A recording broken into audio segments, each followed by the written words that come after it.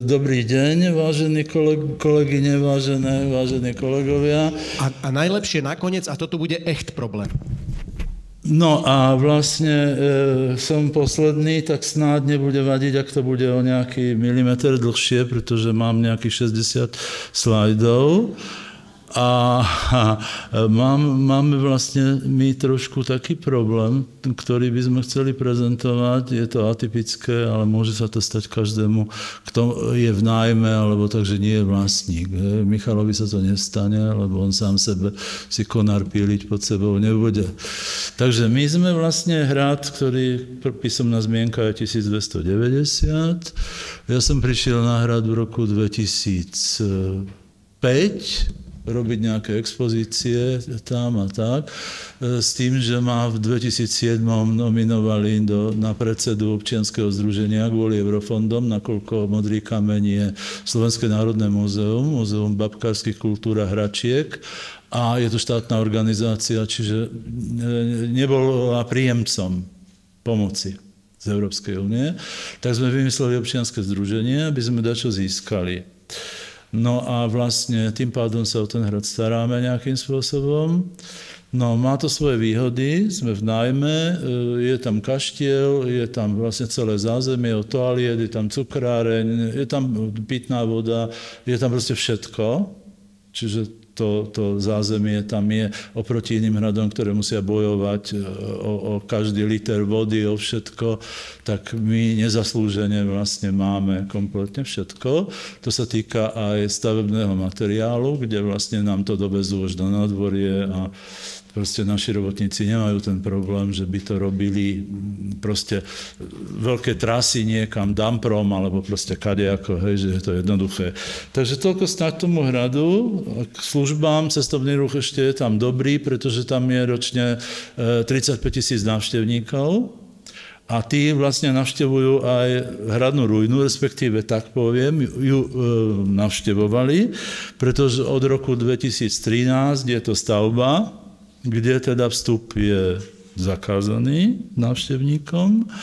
A teraz vlastne sme sa dostali z programu Ľudia a hrady tak, že teoreticky sme sa mali už nejakým spôsobom dočkať a koncom roku 25, respektíve jarná sezóna 26, už mohol byť hrad Modrý kameň ako taký otvorený. Žiaľ, došli nejaké zmeny, takže otvorený bude až za niekoľko rokov, ale podarí sa nám to možno zvrátiť, uvidíme. No, na hrade musím povedať, že veľmi nám pomáhalo, začínali sme Poklady môjho srdca, Vúbka, Orange, také všelijaké šibalstvá za 3-4 tisíc. Potom sa nám podarilo získať podporu Ministerstva kultúry s Obnovme si svoj dom, kde od roku 2013 až do roku 2020 nám pomáhali jednak s robotníkmi, pretože tam to bolo kombinované, však to poznáte všetci, s úradmi práce, čiže mal som vždycky tých minimálne 20 robotníkov a nejakú podporu na materiál. Nebola nejaká extra veľká, ale tým, že bolo veľa pracovnej sily a že ten hrad bol ruinou, zanedbanou, pretože tam boli mobilizačné zásoby liekov a CO sklady, takže to bolo skôr zarastené, schovaté, naše do natreté, aby to nikto nevidel, takže ten hrad bol doslova schátraný, tam sa museli vypílovať také stromy a podobné veci, to bolo hrozné. No. Takže ale od toho 13. sme začali teda pracovať nejakým spôsobom už. Tu je ešte pôdorys od Berga. No poď, netráp sa. Čo to je? Nechce sa mu. No. Tak, toto je letecký pohľad intaktného územia hradu Modrý kameň, kde to je obrázok Janka Beliaka, ktorý potom robil s nami vlastne archeologický výskum. Mali sme veľké šťastie, získali sme statika inžiniera Kohúta, archeológiu robil po celý ten čas Janko Beliak zo Savky,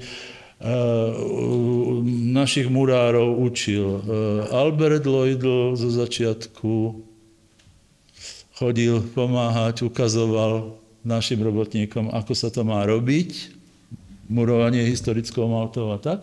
No a vlastne získali sme výborného architekta, ktorý má kadejakých takých tých Fenixov, kaštiel ako taký, potom vlastne on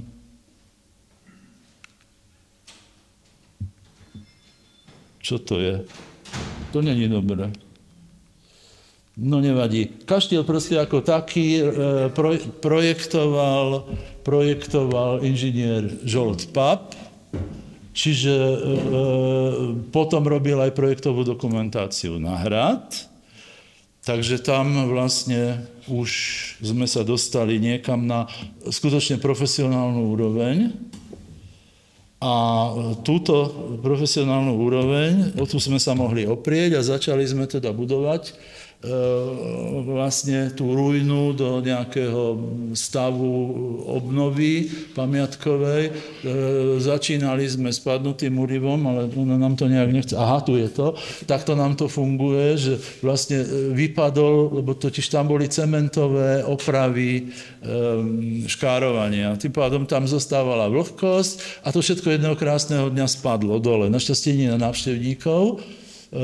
A tak začala obnova. No tu vidíte rok 2013, takto to vyzeralo ohlodané, malo to 20 cm múriva, 2016 2,5 metra múriva. Takže tá podpora Ministerstva kultúry na toto, plus teda ústredie práce, veľmi pomohlo v tej obnove toho hradu. Tu vidíme nábeh klenby opravený, vidíme opravené múrivo, tu je zimovanie múriva, sa to zakrývalo, takto je stav z 2017. Stav 18, prekleňovali sme hradnú priekopu, pretože sme potrebovali robiť. Tu už sú ílové tesnenia, začiatky v 18. To sa robili ešte sondy, aby nepretekali. V 19. nám spadla celá táto časť schodiska, ktorú sme obnovili do tohto stavu. Nejaké to máme zväčšené. Tu sú už podľa projektu inžiniera Papa anglické dvorčeky, ktoré jednak ukazujú, pomalšie nazad, nálezy, nie je to tam moc vidno, a okolo toho sú ílové tesnenia. Tie sú veľmi dôležité, pretože hrad ako taký, ako Turci dobili, tak neskôr ho Habsburgovia vyhodili do luftu a to chátralo. Až prišli naši predkovia a posledná grófka, Almáši, a spravili tam romantickú záhradu, tak je aj zapísaná v zozname. Lenže porušili statiku, kde mohli, tie múry boli veľmi nekvalitne postavené, takže to všetko chátralo, bolo to odvápnené, nemalo to maltu, padalo to do mesta, lebo to je nad mestom Modrý kameň, takže sme vlastne museli pristúpiť, čo sme aj videli, k sanácii múriva, čo sa nám teda podarilo až do roku 20. V roku 20 sme už začali s ílovými tesneniami, pretože ten hrad obsahuje, tá zasypaná časť obsahuje teda miestnosti. A to vlastne pretekalo, celý ten hrad je taký lievik, to pretekalo a vyplavovalo už základovú škáru, čo teda nie je veľmi dobre kvôli statike. Tu už vidíme ílovanie, tu sú separačné vrstvy, na to išla zemina. Toto sme robili s dobrovoľníkmi, lebo v 21. sme nedostali dotáciu. No a v 21. spadli zase kus hradieb, takže sme museli práce už potom v zime v decembri prerušiť v 21. V 22. sme sa zúčastnili už projektu Ľudia a hrady 1 a vtedy naozaj začala skutočná obnova, pretože jednak bolo na dosť ľudí, mal som 26 ľudí, tu je obnovený kaštiel podľa projektu inžiniera Papa a terasa Severného parkánu, ktorá je zailovaná, hotová. Tuto máme vlastne rozoberanie múriv, ktoré boli staticky narušené. Tu už čistia chlapi terasy Horného hradu.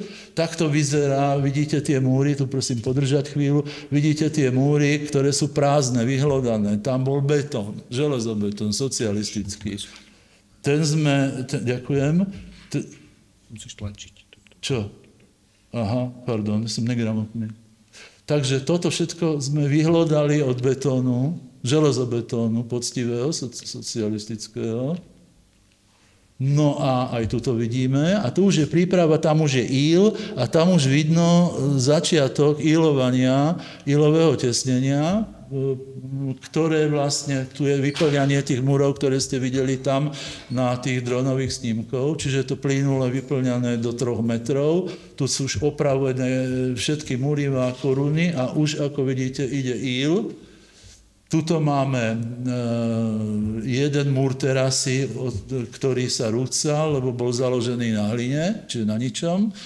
Tá terasa už je opravená, tu už ide ílové tesnenie, ktoré sa postupne zhutňuje, veľmi ťažká a namáhavá a špinavá práca, tí chlapi sú ako prasiatka, ale keď sa to dobre namočí a po 20 cm zhutňuje, tak vlastne to ílové tesnenie zabezpečuje to, že ten hrad nepreteká, čo je veľmi dôležité. Tu máme pána Tyrpáka a nášho robotníka s georadarom. Tu už máme vyčistený priestor pre ílové tesnenie. Tam hore vidíte spadnutý oporný múr a keď si pozriete ten múr, vidíte tam len kamene v lufte a zeminu. Čiže celá tá terasa bola ohrozená staticky, že mohla sa zrútiť. Tuto je vidieť tiež. Tam sú chrliče, ktoré sú už z hornej tejto. Tuto opravujú už ten oporný múr. Tu je záklenok, pretože tam bol archeologický nález, tak sme museli vlastne nad ním, lebo nebol nosný, tak sme urobili záklenok, tak jak sa v Uhorsku robili základy. Tu už máme vymurovaný celý oporný múr, čiže tá časť je staticky zabezpečená. Už nám beží archeologický výskum a tým pádom vlastne odkopávame a už posledný obrázok z minulého piatku. Íl už sa rozprestiera, robí sa aj centrálna časť, teraz prosím pauzu, centrálna časť hradu je hotová, to znamená, že už nám ostáva len severný parkán a vlastne by sa mohla teda sprístupniť vlastne všetky terasy Horného hradu. Lenže život je zaujímavý, toto je ukážka len taká, môžeme ísť ďalej. Môžeme ísť ešte ďalej, to je inžinier Pap, ktorý robil projektovú dokumentáciu k tomuto celému cirkusu. No, toto si prosím zachovať.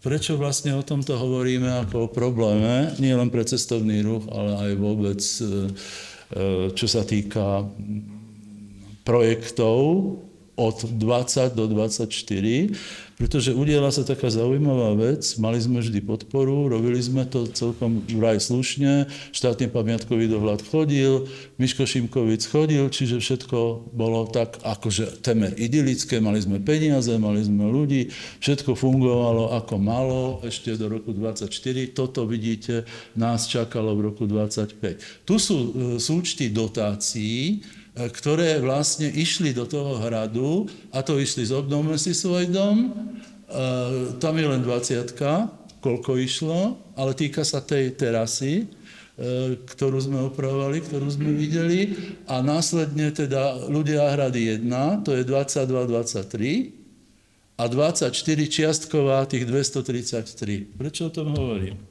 Stala sa taká milá vec. Vedenie Slovenského národného múzea, Múzea babkárskych kultúr a hračiek vymyslelo, že vlastne treba sprístupniť pre turistov, pre cestovný ruch, Hornú baštu, čo je dobré. Samozrejme, na to bol projekt inžiniera Papa, aj so zábradliami, aj s návštevníckymi trasami, aj neviem, proste so všetkým, čo malo byť. Ale tak vedenie múzea si vymyslelo nový projekt, taký zaujímavý. No a keďže všetky tie terasy sú robené tým spôsobom, čo ste videli, že do minus 50 ide výkop, archeologický výskum, ílové tesnenie 45 čísel a zemina a zatrávnenie. To je hotové a zaplatené. Celková čiastka, ktorá sa vynaložila na obnovu, opravu a odvodnenie toho hradu, teda len odvodnenie a opravy tých múrov, čo vidíte, mimo toho fialového, ktorý sa bude možno robiť v 25., tak vlastne toto všetko je číslo, ktoré sme dostali z Ministerstva kultúry, čo je teda čiastka veľmi pekná, a teraz 233, 297 sme dostali z Ministerstva práce, z ústredia práce, projekt Ľudia a hrady 2. No a teraz je taká zaujímavá vec, prosím ďalší slajd. A toto je krásne, pretože keď si to pozrieme, tak všetky tie plochy, ktoré vidíte, podľa legendy idú dole minus 50. A bude tam mlátový, nech sa páči ďalší slajd, nebudem to rozvádzať, ide tam mlátový chodník. Ako vidíte, architekt veľmi kvalitný, dal si naozaj skutočne tomu robotu, ale výsledok je ten, že práca za 900 000 eur sa jednoducho vyhodí, a budú tam mlatové chodníky. Mlatový chodník, ak viete, kolegovia, čo to je, tak je to vlastne vrstva štrku, potom jemnejší piesok, ešte jemnejší piesok a ešte jemnejší piesok, ktorý sa tlakovo dosť veľkými vibráciami musí ubiť.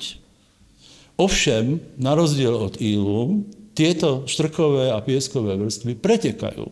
To znamená, to, čo sme od 2000 sa trápili a podporilo nás to Ministerstvo kultúry a teda aj Ministerstvo práce a dokázali sme teda urobiť tam ozaj, že kvalitné odvodnenie, čo bolo vidno vždy v zime, pretože tie chrliče, ktoré šli do prehradu, vlastne mali cencule. Čiže to fungovalo. Čiže tam už stačilo vlastne len trávu sme tam nasadili, už len kosiť. A ešte sme chceli podľa architektonického-historického výskumu magistra Michala Šimkovica, ktorý teda robil výskum. A je situácia po Odorisi a my sme chceli vyložiť napríklad renesančnú etapu Múriu a kameňmi v tej tráve. Že by tam návštevník niečo videl. No tak uvidím mlatové chodníky. Za 1 000 000. Ďalší, 1,5 milióna. Takže, ale pán architekt to robil dobre, urobil zábradia, ktoré má mimochodom v pôvodnom projekte aj pán inžinier Pap. Takže robíme duplicitu, vyhadzujeme hotovú prácu a robíme novú prácu. No a k Miškovi a štátnym orgánom. Pôvodnú dokumentáciu pochopiteľne schváľoval aj Pamiatkový úrad Slovenskej republiky. Vydával k tomu rozhodnutie, záväzné stanoviská a tak ďalej, a tak ďalej. A k tomu to vydal tiež. Takže chránime pamiatku za každú cenu, lebo máme však fond, čo je to odolnosti a obnovy, tam sú prachy, tak rýchlo treba ich minúť, tak sa vyhodí práca za 1 000 000 a objednáme si ďalšie.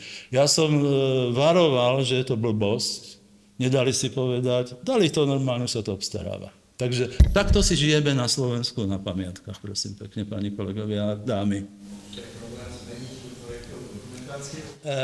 Je to problém asi zmeniť, pretože tá projektová dokumentácia... Nie, už to nepotrebujem, predstav si, to je strašné. No, tá projektová dokumentácia sa vraj nesmie meniť, pretože je podaná, a teda sa už musí to tak urobiť, aby neprepadli peniaze. To, že sa vyhodí 1 000 000, to nevadí. Však sme na Slovensku. No, takže ja som celý život v slobodnom povolaní, teraz pracujem teda tých 13 rokov na obnove toho hradu, nemajú ma odkiaľ vyhodiť, takže budem sa snažiť to zvrátiť, toto. Pár ľudí mi prislúbilo už v tomto smere pomoc, pretože to je absolútne iracionálne. Sú tam veci, napríklad v tej projektovej dokumentácii je dobré, že však to je veľmi kvalitný architekt. Ale sú tam veci, ktoré sú aj v rozpočte. Ešte z roku 2023 v lete, a to už dávno neexistuje, to už je dávno prerobené, to sme už urobili podľa pôvodnej projektovej dokumentácie inžiniera Papa. To znamená, že tam sú aj v rozpočte úplné hovadiny. Teda, že som sprostý, prepáčte.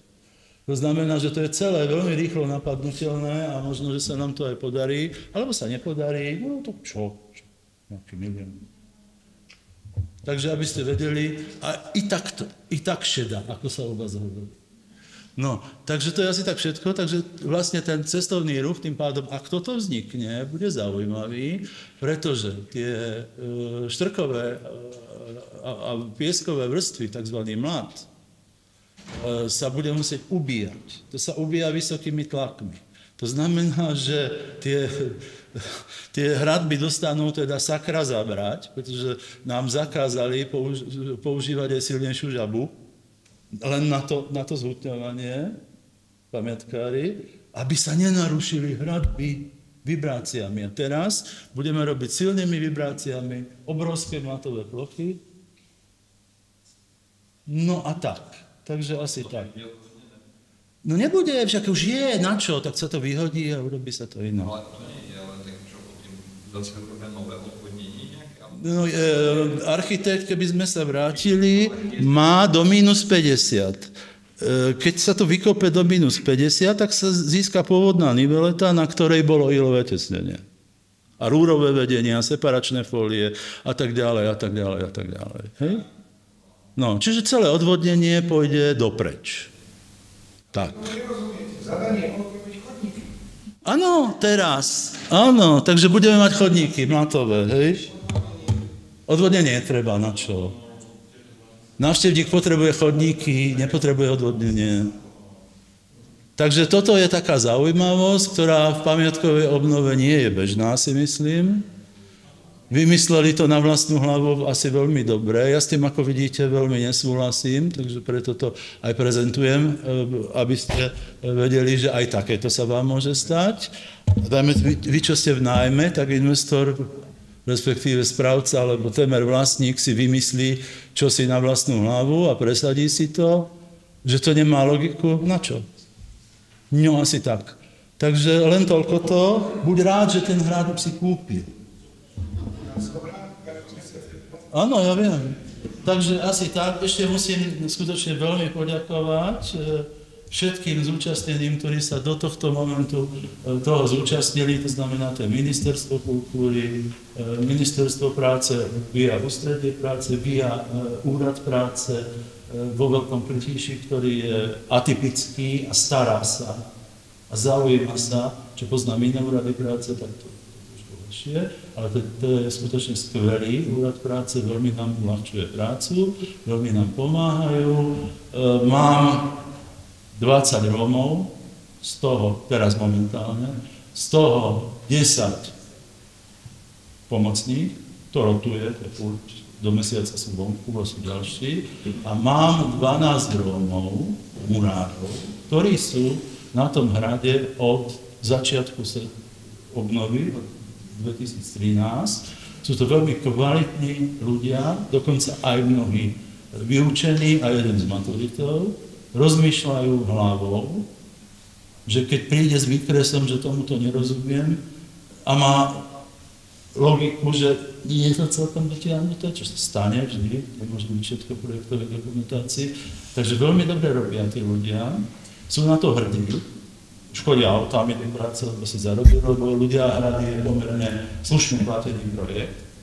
Takže chcem všetkým poďakovať, aj tým mojim robotníkom, aj tu nie sú prítomní, ale urobili kus dobrej práce a verím, že sa to nepochová, že to nejak vrátime. Takže možno, že budeme pokračovať.